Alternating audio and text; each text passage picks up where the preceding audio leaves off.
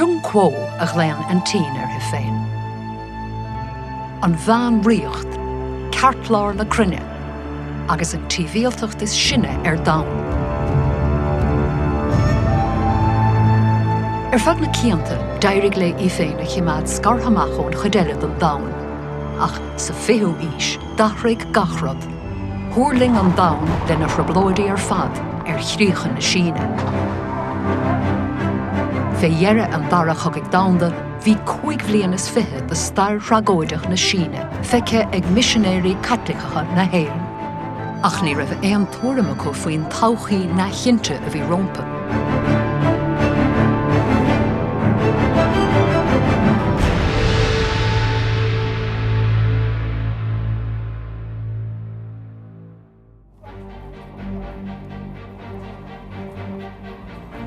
Is scéal atá nach mór darúta, thomlaigh na céata sagart agus ban rialta a saolta den chríostíocht, le ní a bhrunne chultúr eile an daimhile den dain. D'imigh an chéadgrúpa amach go dtíon tSín in 1950. Cumann nuamhbhunaithe missionéirí éireannacha ba iad, a chuaigh chun anamacha a thábháil, ach go raibh ortha plé le tartháil na gorp, agus le gorta, tílte agus coga is stair ragóideach na síne. Ré dóchais a bhí sa tréimhse go gairid iníag an dara chugig dainda. Thug caint híocháin agus rathúlacht in éanach leis na mílte a bhí ag iompú a chríostíocht, spreagadh den missionéirí éireannacha a sa scéal a scapa go leathan. Agus gach cúpla mí aga go leor sagart agus ben rialta breise ó éireann. Ach bhí túir na síochána faoi bhagart nuair a thosaigh an coga cathartha idir na náisiúnathe agus na cumanathe a rís. During the Civil War, the Catholic missionaries identified with the national side. With Chiang Kai-shek and his family as Christians, they felt that they would have received much more sympathetic treatment. So they allied themselves with the nationals, possibly setting aside certain misgivings, as really the only alternative to communism. Bhí na cumanathe ag fáileadh lámh an uachtar. Bhí cuasaí ina thíor thuaithe de dheasca na héiginteachta agus an bhailsciú dal an olcas. I 1947, bhain na cumanathe cathair Hanyang abhaing an Yangtze amach. De bé seo críoláir gníomhaíochta na missionéirí éireannacha. Chuine na siúrtha gebrúlófa, bhí daoine tine gcónaí freastal athú, bhí na siúr heile a gobí sa catechúmanate. Bhí ranganna embroidery agus cliteal le bhréin na síne. A bhí na communist a géadí ionta léthúil agus bhí sacu go raibh máu léidir agus go deocú an le a gaiis den Tíne agat. The Columbians tried to create awareness in Ireland through their magazine The Far East about the Red Threat and really tying it in, making people understand that communism in China was part of the wider global communist threat. I suppose this was really to create two diametric opposites, Catholicism representing everything that was good on the one hand and communism representing everything that was bad on the other. Well, Colúas a hanig mau a gúirt ní fáiltear bí rih na missionary dar le mau agus a cháide ba frith réhlóidí iad na missionaries gro danseir ag bant leis na missionary agus ina rian ní todhchaí an na mission Colúas a hanig mau a gúirt, but ní amháin na missionary ní mar an todhchaí an da aon duine nar intaí le mau. In 1949, bhí an bua ag na cumanathe. Agus ghlach siad cócht na tíre chutha féin. Dógur Mao Zedong daon phoblach na síne agus ré nua cumanach na síochána agus na rathúlachta. Bhís ag na missionéirí éireannacha go raibh na cumanathe go naideach a gcuine na chríostíochta, ach bhí cuideach go dóchas a go gcónaí go maithreach a mission. One Columban missionary who was in Shanghai in 1949 was a man called Fergus Murphy, and he happened to be the brother of Sheila Murphy, who was Ireland's highest-ranking female diplomat in the Department of External Affairs at the time. He wrote to his sister, however, in 49, in her professional capacity. He was pushing her to find out what Ireland was going to do in relation to recognising the newly established PRC. In fact, it had only been declared that very month. He implies in his correspondence to her that recognition of China would have greatly helped the missionaries' cause. And he also says as well that when he drew attention to the Irish nationality of the missionaries, that they had been treated a bit more favourably. And then also interestingly, he says that recently in 49 there had been a telegram from Irish workers in Dublin congratulating Mao Zedong's victory, and he said that this went down very well with the local population. 他们对待外国神父是区别对待的。比如说和美国等联系比较密切的国家，是和美国联系密切的，和圣母军联系比较密切的，有的就要被软禁，甚至被监禁，然后有的联系比较少的就会被直接驱逐出国。这是对待外国的神父、外国的神职人员。对待中国本土的神职人员更加残酷。One of the Irish priests wrote a letter home in Gaelic, giving what he actually thought. And some weeks later, he's called down to a police station, and there's his letter and a translation done in Dublin by the Communist Party in Dublin, and he's quizzed about what he said.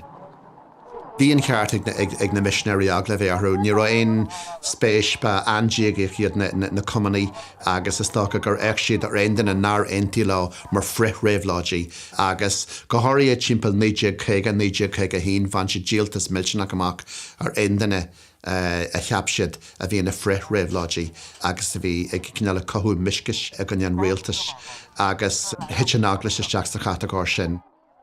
They wouldn't have sanctioned attacking missionaries directly, but they would certainly have closed down mission schools and churches and hospitals. They were also very good at seizing assets, making life very difficult for foreigners and missionaries in particular.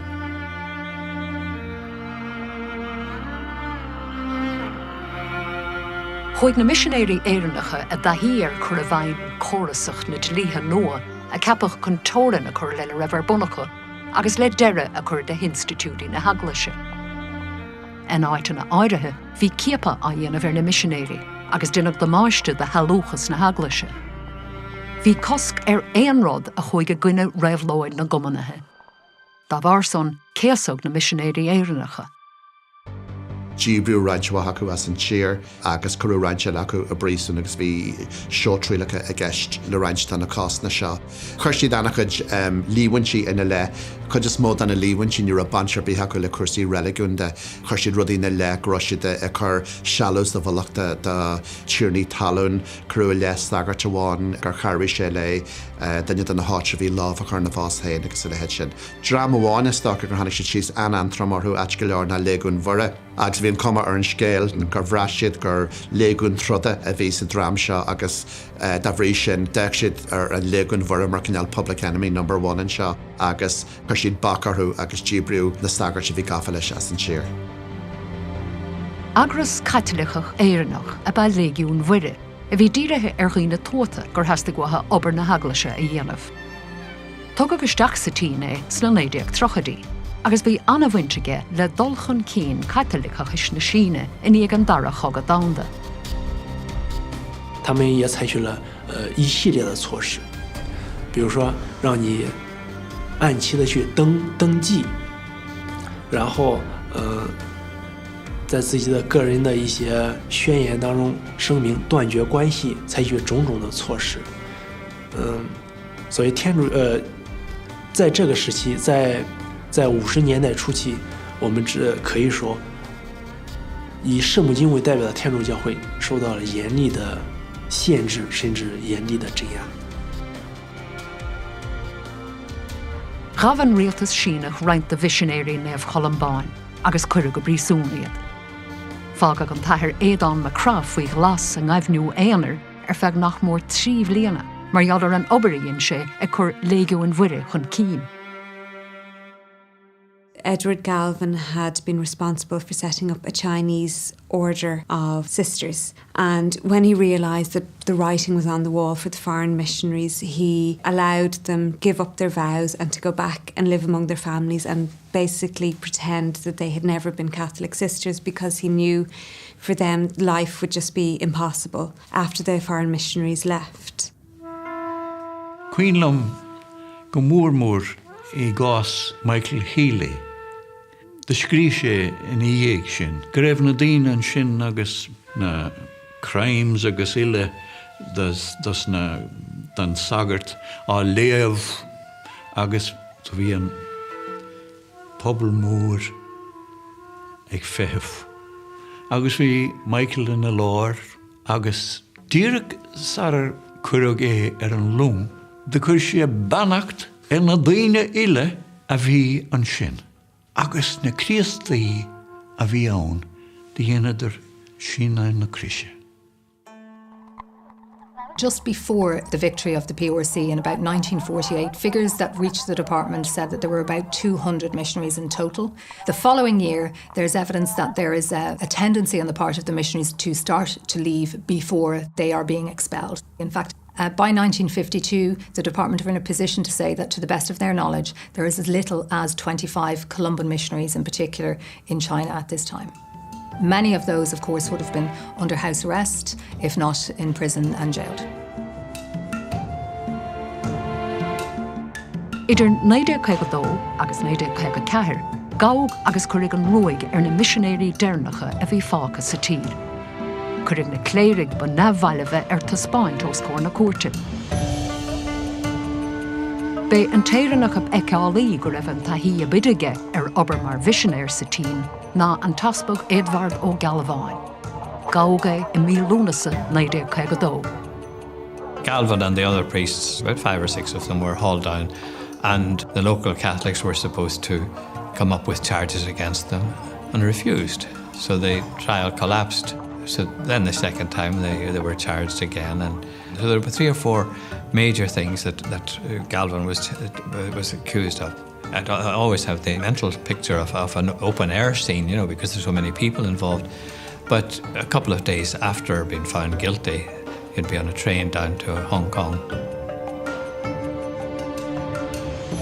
Cuirigh leithan Galváin go raibh gníomhaíocht a léirigh aspa tír rá siúlaige, agus dí bríag as an tíine. Dhéanna saidúirí tónlach an 3 láir go dtí an tóring. An 19 de bhean fóir agus 7 bliain d'aois, bhain an taspag Hong Kong amach.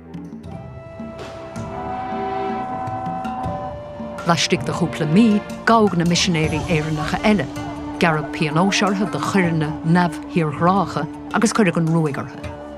Lean siad amach na náisiúnatha íosachta eile a bhí a fágáil an phoblach na Síne. Bhí na missionéirí éireannacha díbartha.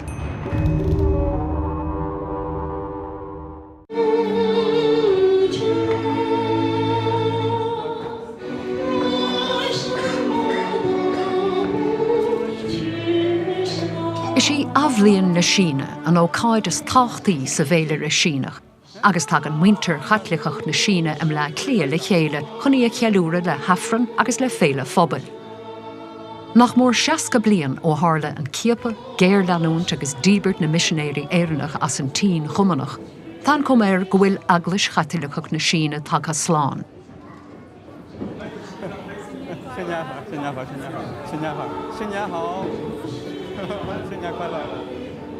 Bhí na luamhlíonanta anna dhéan nuair a Gaog agus a céasach na céata sagart ban rialta agus aspag Sínach. Glachtar leis gur maríoh 128 sagart Sínach. Communism is a godless, classless society, and religion is the opium of the people. Those were the passwords in those days. So religion was to be gotten rid of. So the Catholics, some of them were determined that they weren't going to be got rid of and that they were going to remain loyal to Rome. And many of them did at a great cost. Then there were other groups who felt that maybe if they came out and worked with the government, and that would be what they called the overground, and the other would be what was called the underground.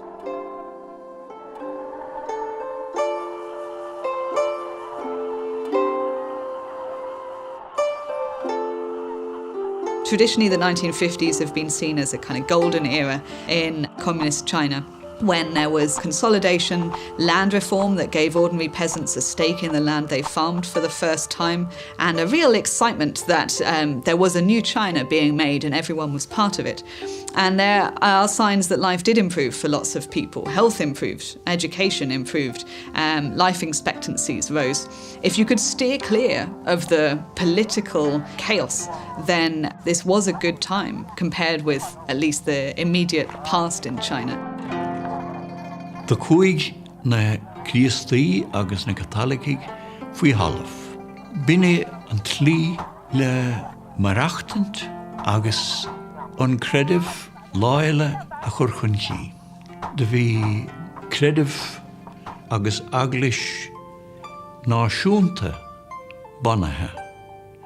Binne an aglish ifigúil. Ach táis a gingen ish I móráin áitin na beaga sa tír go raibh an aglish neamh ifigúil. Agus go dtí an lá seo tá an dá grúpa ann.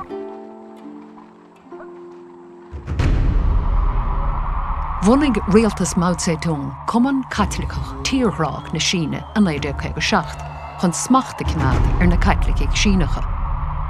Bhí ortha a bheith féin rialathe, féin smachtathe agus féin chraobh scaoilte. Bhí éon gníomhaíocht náirland lithe an rialtas trascrach. Duine bí nachrósásta dul leis na policy bhí Chairman Mao bhí saoil a mhail. Chas sé cáide a gunne cáide eile bhí páistí ag scithe ar dad agus mam, chuisí sé annachad teanais tíbhiste an stáit agus ní ra muí na géandan as aon duine eile.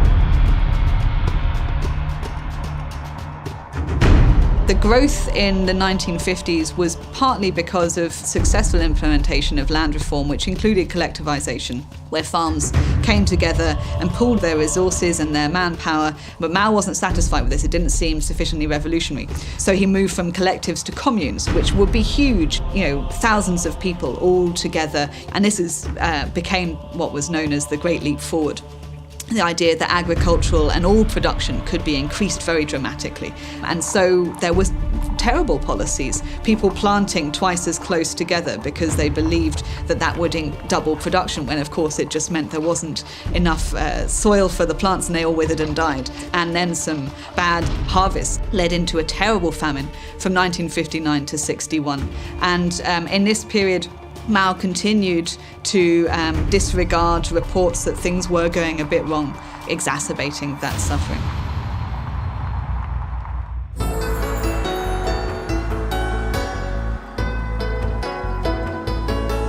For Mao Zedong bás an 1976. Thosnaigh an tír bhód éanra ar domhan ag ardú an chuirtín bambú a bhí crochta mar chosint mór hímpel ar féin. De réir chéile chuig polisithe liberálacha a bhaim, agus léadaíoch an díochas únsachach an rialtas in éanacht le cócht an stáit I le imachtaí leithúla. Tris trocha blian, scuileach saoir le sagart agus na haspaigh Caitlicacha ón bhríosún. Ach bhí cleachtas a figiúil religiúnach fós faoi smacht an stáit. China began to open up in 81 when that astute statesman Deng Xiaoping came to power. And he knew that if China was to develop, it would have to open itself to the Western world.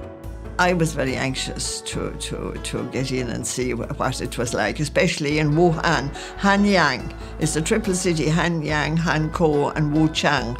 And now it's called Wuhan in kind of they say center of China on the Yangtze River, the famous Yangtze that we'd heard about. There are hearts that wait for guidance where the Yangtze water rolls. So I was determined to get there. And I would love to have met the sisters in Wuhan.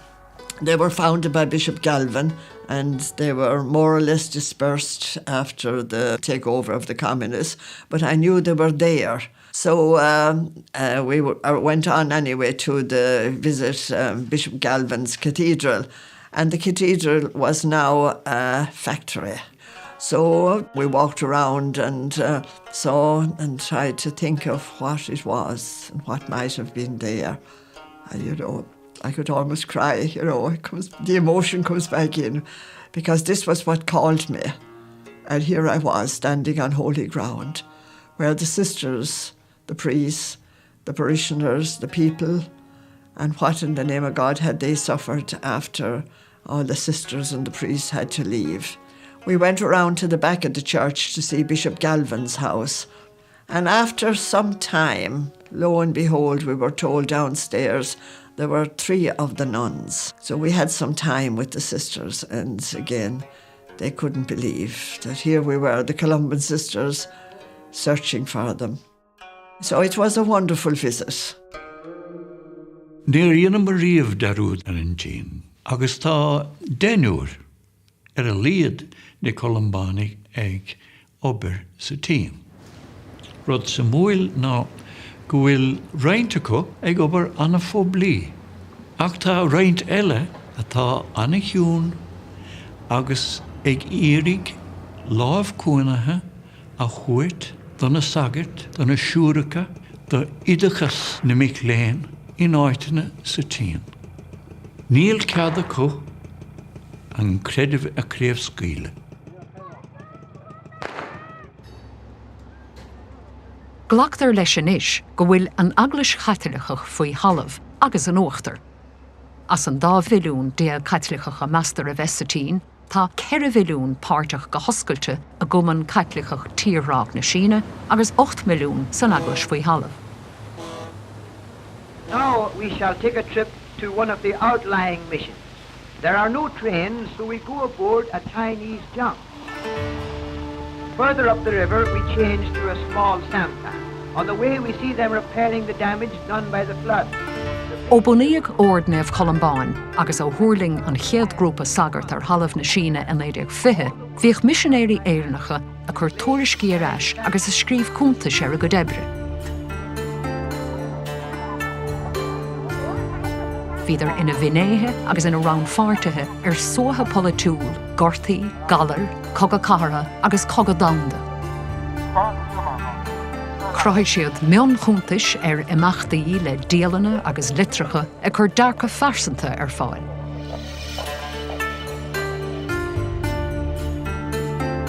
Bhí sléocht anrianta na réabhlóide cultúra hart sular tuige go luach na cartlainne seo ina iomláine.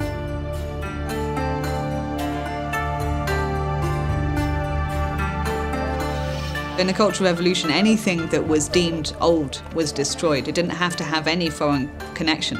But if it did have a foreign connection, for example, anything to do with missionaries, then it definitely had to be destroyed. In terms of a physical record, we don't have anything very much in China, and scholars have to look at what is outside China to piece together the earlier history of the country. So missionary archives become very important in terms of piecing together that narrative.